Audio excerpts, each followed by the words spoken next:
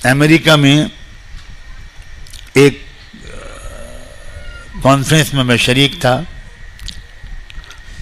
تو ویمن اور girl section میں مجھے ایڈریس کرنا تھا. 6-7 ہزار لڑکیاں تھیں امریکہ یونیورسٹی میں پڑھنے والی.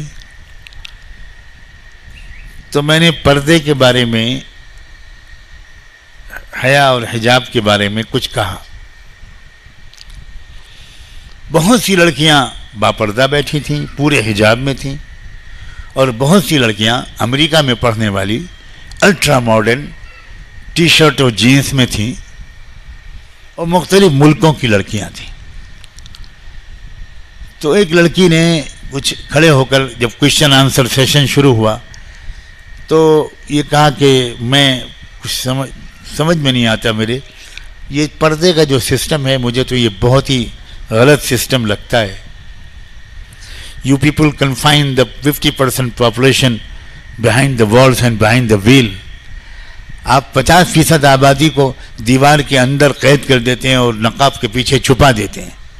یہ کیا طریقہ ہے؟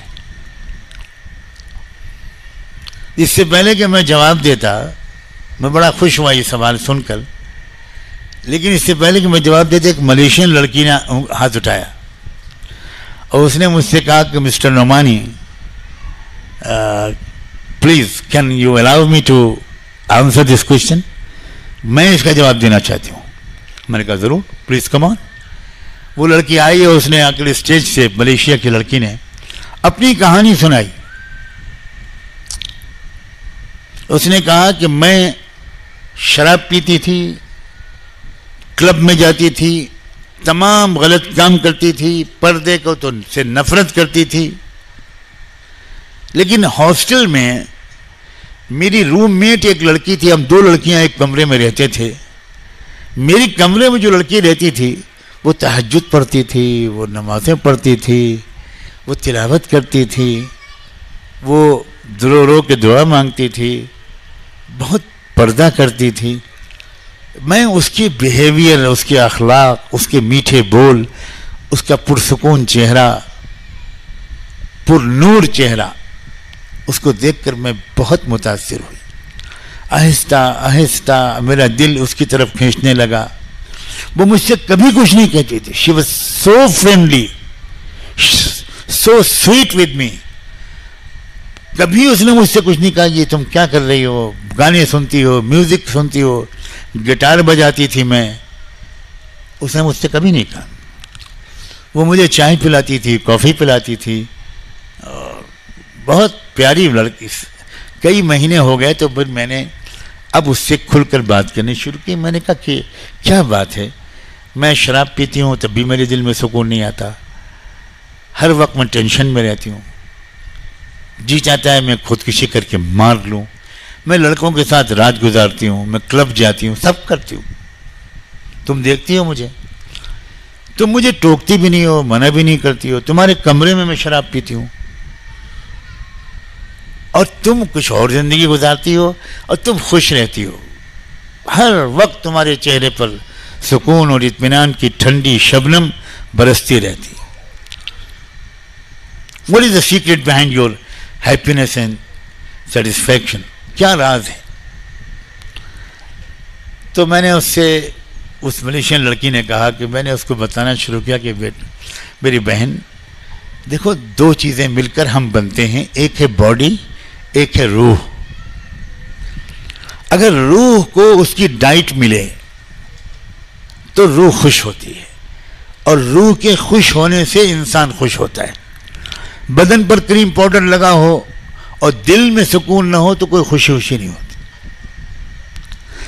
میں اللہ کا شکر ہے نہ میک اپ کرتی ہوں نہ کچھ کرتی ہوں، لیکن پاک صاف رہتی ہوں. حیا اور حجاب میرا زیور ہے. میں کبھی کسی لڑکے سے مکس اپ نہیں ہوتی، کسی سے ہاتھ نہیں ملاتی.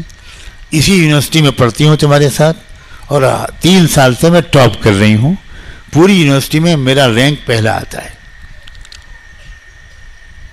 میں اس لیے خوش ہوں. تو وہ لڑکی کہنے لگی کہ کیا تم مجھے یہ سکھا سکتی ہو؟ ہاں بالکل. دھیرے دھیرے اس نے کچھ کتابیں دیں، کچھ لٹریچر دیا، کچھ گفتگو اس سے کرتی رہی، کچھ اچھی اسلامک تقریریں اس کو سناتی رہی، یہاں تک کہ اس ملیشین لڑکی نے یہ کہا کہ میں ہی وہ لڑکی ہوں، یہ میرا حال تھا اور میں اس دور سے گزری ہوں، اس دور سے گزر کر میرے رب نے مجھے ہدایت دی اور میں نے رمضان کی پہلے جمعے کی رات میں نے اسلام قبول کر لیا۔ یہ ہے، اس لڑکی نے میرے سامنے اس سوال کا جواب دیا، مجھے کچھ بھی کہنے کی ضرورت نہیں پڑی، اور میں نے دیکھا کہ لڑکیاں رو رہی تھیں، 50 لڑکیوں، ان کی آنکھوں میں آنسو تھے۔ ایون وہ لڑکی جس نے اعتراض کیا تھا پردے پر، بعد میں وہ اسٹیج پر آئی، اس لڑکی سے چمٹ گئی، کس کر رہی ہے، اس کو لپٹا رہی ہے، حق کر رہی ہے، thank you very much, lot of thanks, may God bless you. وہ کرسچن لڑکی تھی۔